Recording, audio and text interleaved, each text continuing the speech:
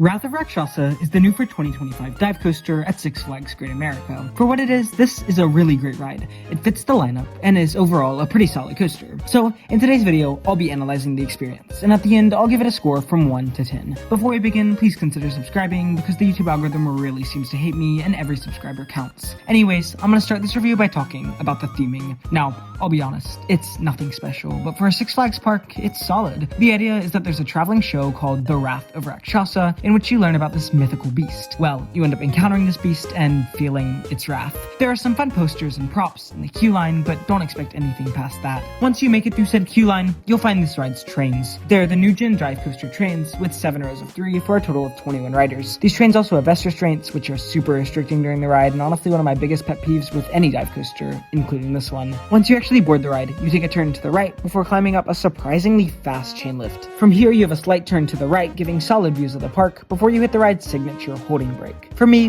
holding brakes are just a little gimmicky and annoying because of the airtime that I know could be there, but it makes for a fun view in the front row. Once released, you have a really solid 96-degree drop. I wouldn't say the drop gives airtime, but it definitely lasts a few seconds longer than you'd expect. The pull-out then takes you into an Immelman, which doesn't do much, but gives a fun floaty sensation. This is then followed by a reverse Immelman, aka a dive loop, which basically just feels like the first element in reverse. The ride then really gets going, with a 0G providing some whip, especially as it keeps rolling into a forceful helix. After this, another 0G roll pulls you into a forceful pull-out before hitting your third 0G roll in a row. By now, I think everyone on the train is disoriented as the ride goes into a filler S-spin before a decently forceful helix turns you into the brakes. It's definitely not the longest ride, but for what it has, it feels a lot more complete than I expected. I think the main reason for that is that the smaller paced elements found on this versus say Shikra, which has much larger, slower elements. The inversions on Rakshasa are tight and whippy, and the layout feels non-stop while also having a slight flow to it. If I'm being honest, I think this coaster has easily the best layout on any dive coaster on Earth. However, there's one major flaw I found that keeps it from being the best overall dive coaster,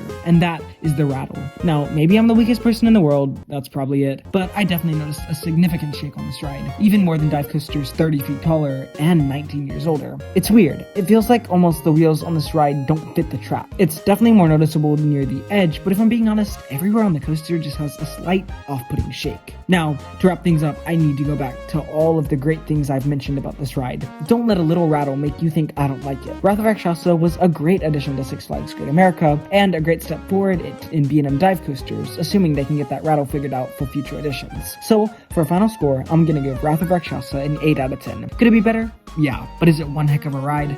Definitely. Anyways, that just about does it for today's short little video. If you're still here, please consider subscribing, and I'll see you in the next one. Have a great day.